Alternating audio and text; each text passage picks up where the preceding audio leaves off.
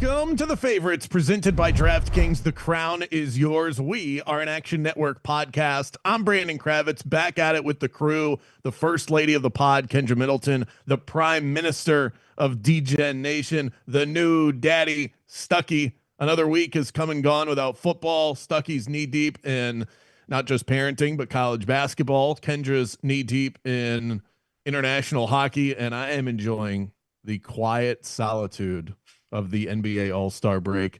Kendra, let's kick it off with your question of the week. I want to know what's on your mind. A happy Lunar New Year to you. It's the year of the fire horse. I have done my research because I just kind of knew that we were going to head in this direction. I told you guys before we hopped on here that I washed my hair yesterday. I took my trash out. I'm in a newish outfit. I did my laundry. I'm prepped to go for the year of the fire horse. Even though it's supposed to be a real bad year for me, I'm not buying into it. I'm just gonna pretend I'm having a good year. So I've heard my that you're not supposed to shower during the first yeah, day of the new year. Is that accurate? yeah, that's like you don't have to worry about not washing your hair, but I had to wash my hair yesterday so I could get that out of the way. Got it. Okay. We'll stay unbathed for the rest of the afternoon. Okay, amazing. I'm so sorry for your wife. Anyways, my question. We are going to have an Olympics guest in a little bit, but if you've been following the Olympics at all, I'm sure that you've seen that these skiers have been injecting their penises with hyaluronic acid because it helps fill out their suit and gives them, I did research, gives them a minimum extra 5 kilometers per jump. So if you two could inject your penis with hyaluronic acid and it would boost your bets 5% every time, would you inject your penis? 5%? Every single, Five? yeah, like it's like a DK, like a boost. Like a 5% boost on every single bet. I think I would do that. I'm not sure what the later impacts of this injection would be, but a 5% boost would put us in a very repeatable professional level. And yeah, the crown is yours would have a whole new meaning. Stuckey, would you inject your penis? Sure. Anything for the return. It's for the love of the game, Kendra. You know, you do what you got to do. So if I understand this story correctly, the injection takes place to enhance the size of the package so that you Yeah. then get fitted for a looser suit because of the aerodynamics of it. I'm not sure I fully understand the purpose of this. Okay, so it basically would be like you padding like your crotch so that you get better like wind while you're jumping. So you have that like extra like flap space in your crotch if you're a guy, like your suit's not as tight, so it makes you more aerodynamic. So you know how like when you're watching like the speed skating and all that stuff, their suits are super tight. If your extra skin's just like the skin of the suit's just flapping around, it's gonna slow you down. So it makes it tighter, so you're more aerodynamic. Couldn't you just get a smaller suit rather than injecting your I think penis? that they're team issued. Interesting. So, yeah, I think that you'd have to request smaller, or you could just, I don't know. Why can't, well, I guess you can't really stick a sock in there because it would still just have like wind. Yeah, you gotta inject it. I did Right. see that the World Doping Organization is looking into this, so this will probably be the first and last Olympics with penis injecting, but it'll just be something else next time. We need Also ran out of 10,000 condoms in 3 days in the Olympic Village. yeah, they're getting wild over there. Saw that story. I think any sort of routine injection probably going to be outlawed, and I think there should be a 30 for 30 20 years from now. What happened to the penises? Based If you on could, these if Do you you guys could think, take, Dad, what were you gonna say? I was going to say, do you guys think that Adderall should be considered a PED? It is absolutely. You think, even though it's like a prescription? If it enhances your performance, which I would think Adderall would do, I would consider that a banned substance, as it should be. Mm.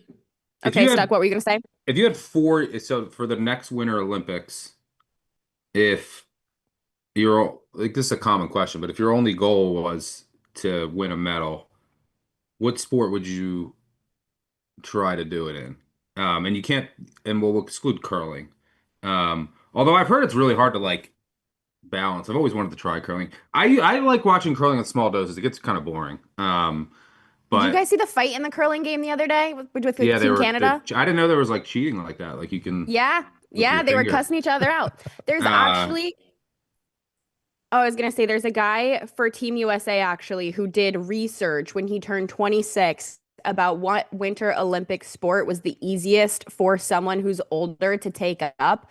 And the internet told him skeleton. So he started practicing and now he's on Team USA for skeleton as like he's like almost 30, I think, but he started practicing when he was 26 because he looked up what would be the easiest to learn at an older age. So I would say probably because of that, maybe skeleton or like one of the like shooting things. uh, Yeah. shoot, yeah, skeleton prob. I mean, that looks scary, but If maybe bobsledding. I'm scared, I feel like it might not be that bad. I think Bobsled, yeah, yeah. bobsledding would definitely be the answer. If I mean, there's no ice in Jamaica, and if they can figure out how to do it, then I think we could get it done. And it would be great. I think there's 3 people per bobsled on the team race, so we could actually do this as a We podcast. could be a bobsled team. We could be enter as our own country, be the favorites bobsled team. Yeah, I mean, Tender, you could do skeleton. I mean, we couldn't.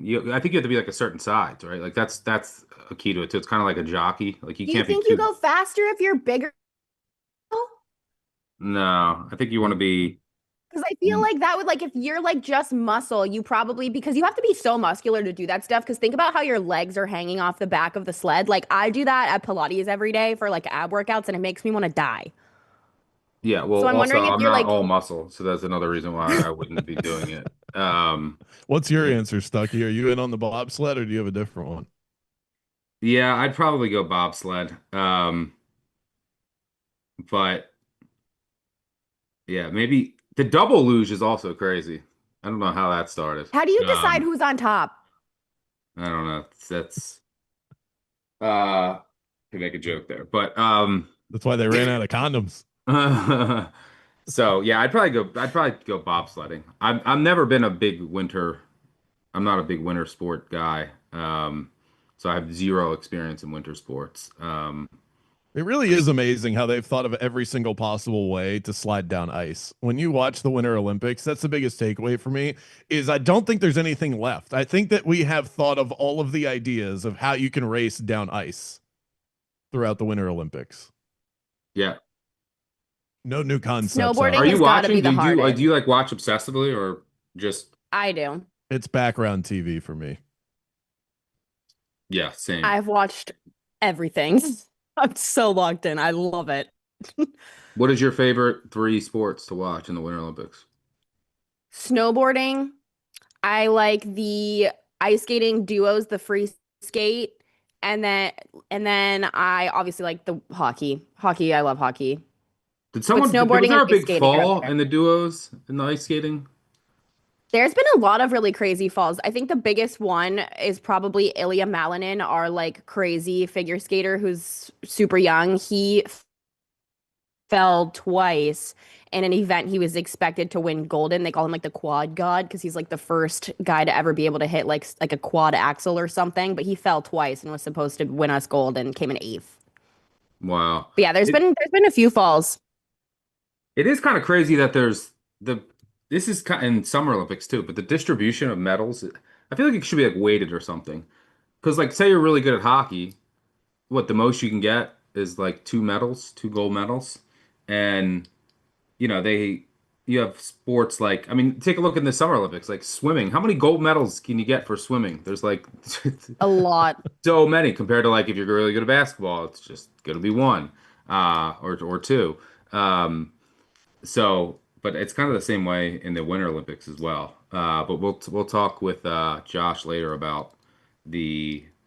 I'm hoping we get U.S. Canada 2 times for gold. We are getting the US Canada women's game gold game on Thursday. Yep.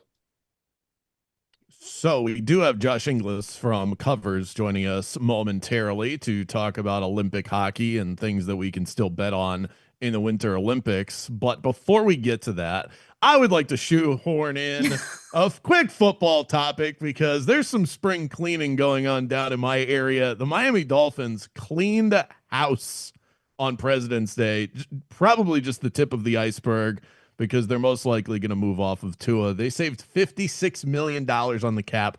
Tyreek Hill, gone. Bradley Chubb, gone. James Daniels, Nick Westbrook-Akine, Halfley, and John Eric Sullivan, the new GM. These guys are not messing around. I am glad to see it. I think this team needed an enema, and I'm glad to see that they are moving on. I feel optimistic about the future. Stuckey, what do you make of the Dolphins moves and the removal of Tyreek Hill? Yeah, I mean, I've been saying it I said it all year. They need to blow it all up. They need to blow everything up and start over. Everything was bad. The contracts, the roster construction in particular was really, really poor. The draft was not kind to them, and there was problems all across the roster. Like anywhere you want to point to, there were issues. So this was overdue and needed, and I think it was the right move. It's the team that just needed to scrub everything clean and start rebuilding from scratch. Now, I don't necessarily know, like, is Halfley the right coach for that? I don't know. We'll find out. But I wouldn't have went that direction. But this is what they needed. It's like just get rid of contracts, start over, and start building this roster from the inside out. And so yeah, I agree with what they're doing. They weren't going to be competitive. They weren't like going to compete for a division title or a Super Bowl this year. So it makes a ton of sense. And the next step is to number one, rebuild. Number two, you got to find who your long-term quarterback is, who your franchise quarterback is going to be, and maybe per you, it's going to be yours. I know you love yours, Brandon, but whether it's yours or someone else, that's got to be the number one goal is to find, because nothing else matters, right? Like you do need to rebuild at times, but in the NFL, you need a franchise quarterback. So we'll see how they go about attacking that position over the next few years. But this was way, way overdue. There's a couple of options there too. They could go the Cousins route, or they could just full all out tank. Maybe Quinn Ewers helps them do that. But Kendra, what would you do if you were the Dolphins? That was gonna just be my thing. They owe Tua so much money that like I've kind of been on the side that they would do the Kirk Cousins situation in Atlanta with him for this upcoming season just because of the money. I don't think that they're gonna get any return and they're gonna need somebody. They're gonna need a body. Like you can't just send Quinn Ewers out there and hope for the best and not really have anybody behind him either. Like, and if you watch back like sort of some of the off-camera game stuff, like Tua was doing a really good job of helping Quinn Ewers on the sidelines, learning from his mistakes with the iPad, encouraging him, like those types of little things that you don't just see if you're watching the game. But it's like, I think they both need a change of scenery. He needs to get out of there. Like, he's not their option anymore. I don't think Quinn Ewers is an answer.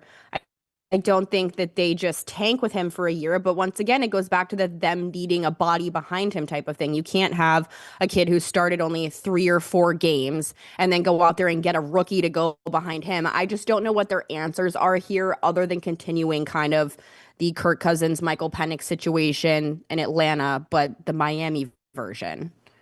It'll be weird if it worked out that way because Kirk Cousins looked like the better option for the Falcons as the year was going along. And what if that happened in Miami where they held on to him? If he's going to be a team guy and let him be the backup, and then it actually turns out that or Quinn gets hurt. Better.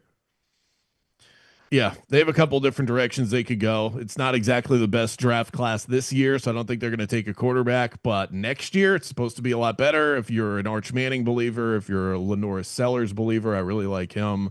But we'll cross that bridge when we get to it. Last thing before we get to our guests, huge college basketball game tonight. Purdue and Michigan in the Big Ten. Michigan's a road favorite here. Stuckey, I want to bet this game, so I'm getting the itch here. So give us a side. Another winner. I like Purdue catching the points at home. they can keep this to a half court game, compete on the defensive glass, keep Michigan out of transition. A couple things that you need to do against Michigan. Um, and I really thought that some of Purdue's role players finally stepped up over the weekend, made some shots. That's what they need against Iowa. So, maybe they can continue that momentum over in Mackey Arena. Michigan also, Yaxel Landenborg, they're one of their star players. I mean, Michigan is very, very good. Was chirping out there. Did you see this? Saying that they're gonna uh, beat Purdue's ass. So that makes this a little bit more interesting. I think this game's on Peacock, by the way, which is, I mean, I'll Yeah. keep watching, but it's kind of dumb.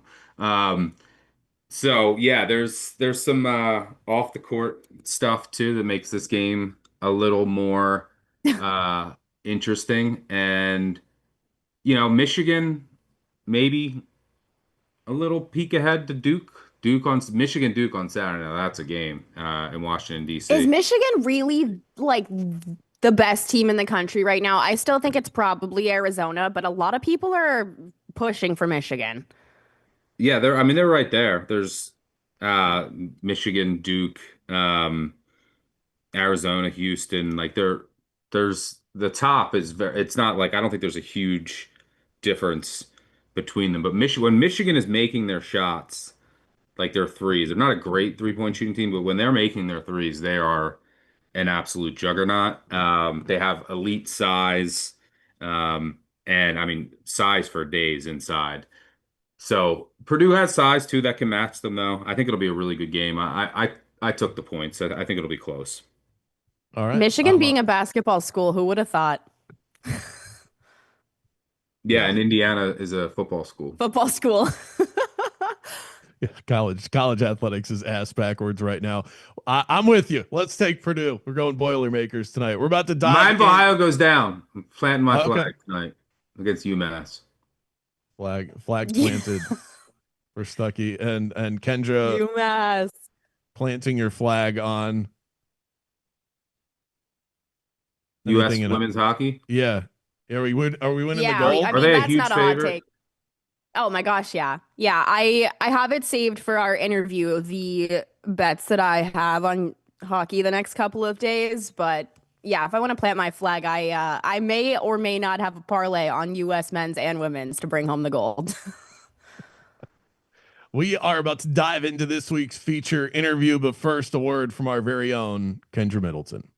The Favorites podcast is sponsored by DraftKings Sportsbook, and in partnership with DraftKings, our listeners are getting a great offer. Right now, new customers can bet $5 and get $200 back in bonus bets if your bet wins. If sports betting is not available yet in your state, don't worry, you can still join in on all the fun with DraftKings Pick 6 and have a fun shot to win cash prizes. To get started, use promo code FAVORITES when signing up with DraftKings. Again, use promo code FAVORITES when signing up and bet $5 to get $200 back in bonus bets if your bet wins. The crown is yours. Josh Inglis from covers the world of hockey over at covers.com. Did I say covers enough times, by the way? Olympic hockey has been crazy intense. Still a couple of rounds to go as well. So let's dive into it, see where the money is to be made. Josh, thanks for hopping on. Appreciate it. Hey, not a problem. Thanks for having me. So Olympic hockey is sort of back in a big way for the first time in a while. First time NHL guys are playing in the Olympics in the last 10 years. What changed and how much did Four Nations have to do with this? What's changed? I wouldn't be able to put my foot on to say why the NHLPA and the NHL said, yep, now's a good time to do it. Obviously, the Four Nations and what we saw between Canada and US, not so much Finland and Sweden, but what that drew out, like Gary Bettman just kind of got lucky in terms of what that turned into. And the funny thing is about what we're seeing in the Olympics, like we just went through like 6 days of round robin play that really didn't tell us too much else different than what we thought going into the tournament. Italy and France are out, Canada, US number 1 and 2, and then everybody else in that 3 to 10 range. So today we're starting to see where real hockey comes into, and that's in the quarterfinal round where it's lose and go home. And it's no surprise that France and Italy are out. But I mean, it's set up. It's set up for Hockey World to get Canada, US 8:10 in the morning on the Sunday. Do you think that the NHL is going to continue to let players participate after what we saw happen to Kevin Fiala the other night? Obviously, Charlie McAvoy, one of the guys who's playing pretty injured with that jaw as well. Do you think that what happened to him the other night is going to kind of shift this conversation, or do you think that the NHL players are here to stay? It's going to stay. I think it's going to stay, but I don't know how much in terms of how the NHLPA and their talk within the NHL, how much push they actually have. If this works well for everybody and all we get out of it is maybe a Kevin Fiala broken leg, that sounds awful to say, but like maybe that's the best event. Maybe they get rid of the round robin that I said maybe doesn't mean as much. 6 games is a lot where you only saw the 4 nations format was play everybody once and then boom, straight to a final. That might be something more enticing, but I don't think you can push the Olympic off their format, which they've had for a lot longer in terms of what the NHL gets to dictate, but we'll see. The round robin didn't mean much. And once we get this engagement, I mean, we'll get Canada, US girls, women, on Thursday. That could really build the momentum into the weekend. Thursday, the men are off, and then you get the Friday, then you get the Saturday, then you get the Sunday. If we get anything near that we got during the 4 nations, I mean, that changed the perception on hockey, certainly south of the border in terms of the excitement that people outside of Canada got. And if you can build that up and you get more of what we got from Kachucks and the idea of these aren't just the nicest guys in the world and what type of sport this is, then it's going to be next to impossible to get rid of NHL players at the Olympics. As a state of Florida guy, always strange when I hear south of the border and you're talking about the northern portions of the United States, but different regions, right? I'm noticing that puck lines are much wider. Oh, it's like a football Olympics game. It's crazy. Much more than your typical NHL slate. Is there that big? I mean, I guess the answer is yes, but how big is the gap between some of these countries? The Canada France game was so one thing you'll see, like DK has been fantastic in terms of giving us markets, giving us team totals. You've seen today that they didn't drop team totals early. They don't have 2-way markets for shots. There's different pricing across everywhere. The one thing that we'll see going forward with those puck lines is they'll tighten up, but Canada, France should have been like 8.5, 9. Like that was going to be a double-digit game, especially when teams had to run up the goal differential for their seeding. And now we're seeing the opposite happen where we got all the quarterfinal games, the qualification quarterfinal games today, open at 6.5. And like plus money, the under. The Swiss won 3-0 today. Like there's a big difference between having to run up the score and improve your seeding versus get up to a 3-0 lead, park the bus, and shut things down like we saw Swiss versus a very inferior opponent in Italy today. And I think that's what we'll see. We've seen the first 2 odds open up for the qualification games for Wednesday, and it's no surprise that the unders have moved to 5.5. The puck lines are at 1.5, and there is I think it's a Sweden game, or sorry, no, what game is tomorrow? The 5.5 is -170 to the under. That will obviously move up. No one's going to be betting -170 to the under in any spot. You have the idea with the elimination game that there will be some more empty net chances, but I think that was really priced into Tuesday's line. They're over evaluating it or over assuming it today. And I think there's some value on the overs heading into Wednesday's elimination games. Well, speaking of totals, one of my favorite angles historically in the NHL is almost blindly betting game 7 unders, especially, if we get one in the Stanley Cup Finals, but just historically, those have done very well. The thesis is, right, there's not as many penalties called, teams play a little tighter, and then you get lower scoring games. Historically, if you look back at the women's gold medal games, I mean, you're looking at 3-1, 3-2, 4-1, 2-0, 3-2, 3-2, 3-2, never more than 5 goals. Men's, they've had a couple that are a little higher scoring, but what we're looking at the past 5, I mean, you got 2-1, 4-3 in overtime, 3-0, 3-2, 3-2, 5-2, 1-0, 3-2, 3-1. Any reason not to look at the gold medal unders in both? No. Or the women's? Do it the exact same way. Like you can get like what we saw Canada, US, early scoring, 1-1, first period, both teams score second period. And then third period is the spot where you think things will get loose, but that's where the tightest thing goes down. It's a good point that no official wants to be responsible for looking at that meme and pointing in the mirror and saying, let's make this about ourselves. Hockey doesn't have that problem.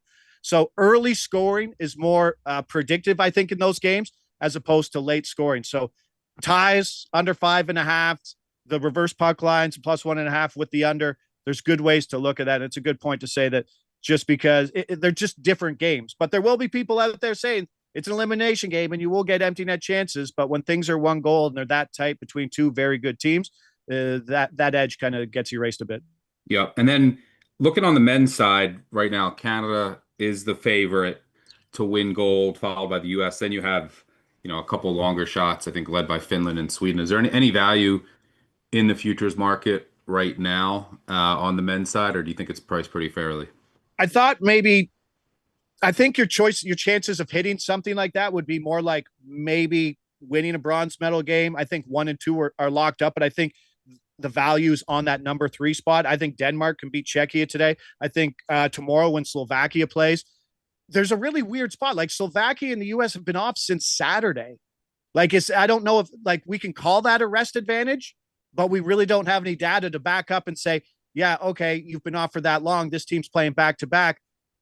Is that really a rest advantage? The only thing I was talking about on my show today, that maybe someone like the Swiss, who have like a 38-year-old goalie in Leonardo Ginobili, that's more a physical wear and tear on someone that age. But I don't know. I think maybe they're spending a lot more time practicing. Maybe that helps, but I don't think the 3 days, which I think is already priced in, is as big as advantage going into it. But yeah, and if we do get US Canada, what do you envision yourself having a side or total in that?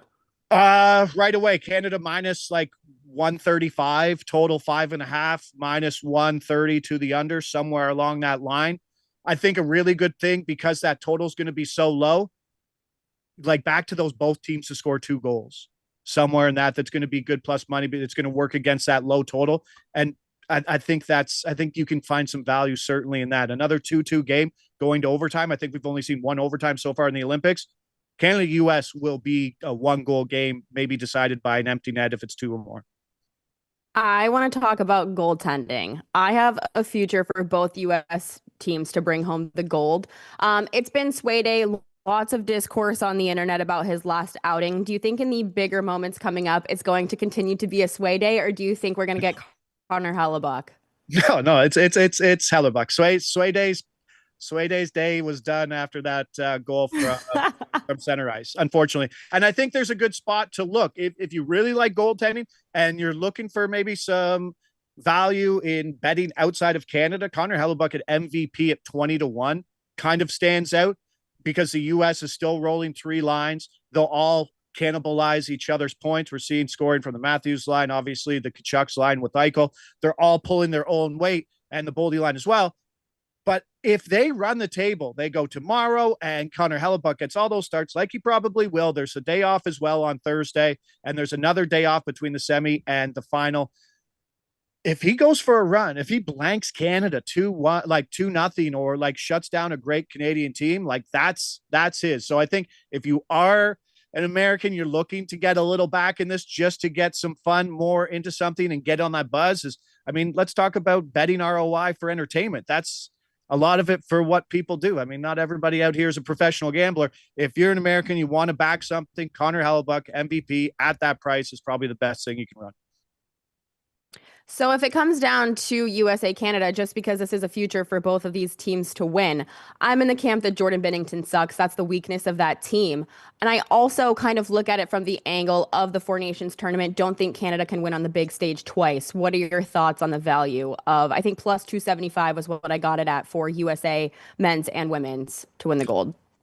Yeah, like I said, minus 135 would probably be my price, Canada versus USA. So just a slight plus money dog for the US on that side. And that will be Binnington versus Hellebuyck. Binnington sucks, but it's a hell of a case study in terms of what a coach's confidence can do for you in terms of how you can pull something off. Binnington statistically it's been out there, the worst goaltender in all of hockey. But then you look at someone like Swayman, who's won a lot of games. When the sample size is that small, everything is amplified. Binnington has been there. Binnington could do it. And someone like Swayman, I don't mean to keep picking on Boston guys, but like, you're not hurting my feelings. I didn't think game. it was going to be a sway day, but there's been a lot of talk online. Lucas Dostal had a rough game. Like there's goalies who, when you just have a small look at things, I mean, Gustafsson, he's not starting, and nor should he. I'm a Jake Ottinger apologist. You're not hurting my feelings. No, and that's what I mean. He's had a bad year. Anybody I think can step up, and we've seen with the goaltending from the Italians and the French, like Clara, one of the only guys that was drafted on that team. He's right now leading all of the tournament. I think he had 60 shots one game. Like goaltending is the most fickle thing in terms of what you can get in one outing. And yes, once you get some confidence, that can change everything. So Binnington isn't the Binnington of the NHL, and Canadians were absolutely terrified going into this tournament with the goaltending that they did have, because neither him nor Thompson or Darcy Kemper were playing good hockey. But John Cooper said he picked this guy about 330 days ago in terms of who his starter was. He got his one Logan Thompson start done on the back-to-back, and now it's Binnington's ride for the rest to go. You two, one final question. By the way, the two of them, Kendra and Josh, as locked in as humanly possible. I'm fascinated by this conversation. Go ahead, Stuckey. Well, one final question I had is, I don't know if you have anything here, but is off the top of your head, is there any angle as far as the residual impact of the Olympics when it comes to the NHL on a team that you're potentially looking to fade, or that could take just anything that you could take away from the Olympics that could carry over in maybe like the first week of NHL play? For sure. Go look at the teams who have the most players. Go look at the Florida teams who's already struggling just to make a playoff spot and was still already priced, stuck like just that point where markets always appreciate it. When that flip comes, they're kind of slow to move it. They've been high on Florida for most of the year. Yes, they're starting to depreciate their value, but when all these guys like Brad Marchand has missed 2 games in a row, but they'll give him some good run. When all of these guys come back, that's going to be a tough run for Paul Maurice to get his team going and do things. You see the Kevin Fiala injury in LA. I never even liked the Artemi Panarin grab because I thought this was a team that was maybe 7th at best in the West. And now there were an offensive team that's struggling, that's going to struggle even more without Kevin Fiala. So in terms of that, look to teams who have the most players, look for teams who maybe, we already kind of used the advantage of, you got the snubs, you got your Olympic snubs and guys who are going, but don't put it past guys like Connor Bedard to get hot coming off this, watching what guys like Macklin Celebrini are doing and being like, that could have been somewhere that I could have been in this spot. So look at guys like Tampa Bay's got a lot of guys. Florida's got a lot of guys. And maybe the Sweden guys, like you're playing 6 games, like with back-to-back and maybe one day off. That's a lot of run. And then you got to go across the pond as well. So it is a good look. But teams like the Kings on the one side and maybe Florida on the other side are teams I'd look to fade in what's the last third of the NHL season coming up. Josh, you mentioned catering to the casuals. Let's give them something that they can bet on. Plus money edition. Everybody loves a good plus money line. Who are the plucky underdogs that we should be taking a look at in the market moving forward? Oh, in terms of the NHL or in terms of the tournament, the Olympics? In the tournament, I think like Sweden has done nothing to excite me today, and I know that's coming up in a bit. That's the 3:10 game. The puck line's up to like 2.5, but Latvia has NHL goaltending. They can steal a win off a Sweden team who just doesn't look like they've been playing well for their coach.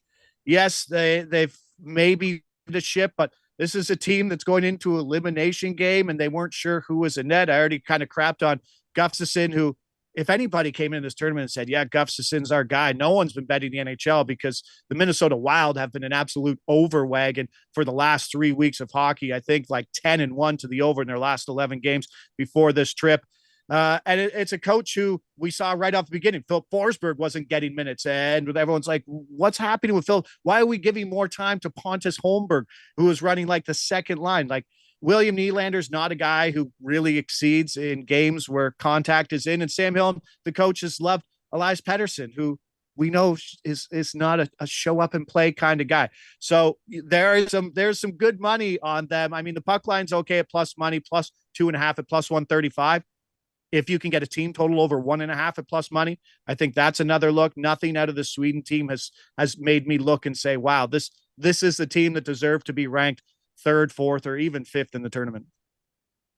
My final question is going to be, do you agree with the Kachucks? Will Leon Draisaitl forever be the bridesmaid and not the bride?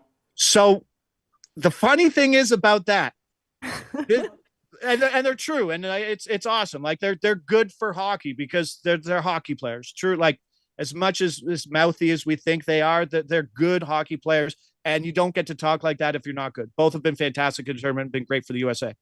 But the real question is, if Connor McDavid loses the gold medal game and gets the MVP again, just like he got the Conn Smythe in a losing effort versus Florida in the Stanley Cup Finals, like that's the bridesmaid. That's the term. I think he goes there. And we've seen the NHL, we've seen the IHF give out the MVP to non-gold medal winners. We've seen it quite often. It's not as much as the same as we'll see in the NHL. But like if Connor McDavid keeps getting 3 points a game and all of a sudden he loses that gold medal game, okay, you lose. Come on out, Connor. Come accept your award. That might be some embarrassing TV. Before we cut you loose, Josh, I want to give you a chance to plug whatever you have going on over at Covers. I appreciate it. Just my show every day at 10 o'clock. I'm going through that. This tournament is so hard because odds aren't coming out till like 5 o'clock at night after the game.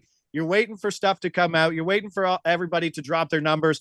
Then you got to send it in. Then you got to do your work while waking up at 5:45 to get some markets that are just opening before the game. So it's a very long tournament. I'm very happy to be to be covering it, but I'll be happy, especially after the Super Bowl run, to get some time off. But yeah, 10 o'clock live stuff, bringing some people on to talk hockey and just try to find the best value in these markets, because if you've been going book to book, you know the prices are all over the map and it's a really good spot to find value. Wait, but before we let you go, we got to ask you who's taking on the gold.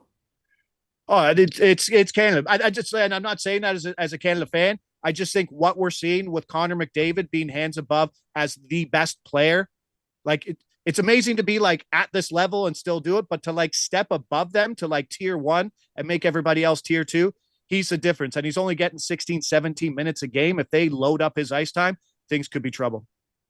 Josh Inglis, covers.com. Thanks so much for the time. We really appreciate the insight. Hey, lots more hockey to go. Appreciate it, guys. Have a great day. Thanks, brother.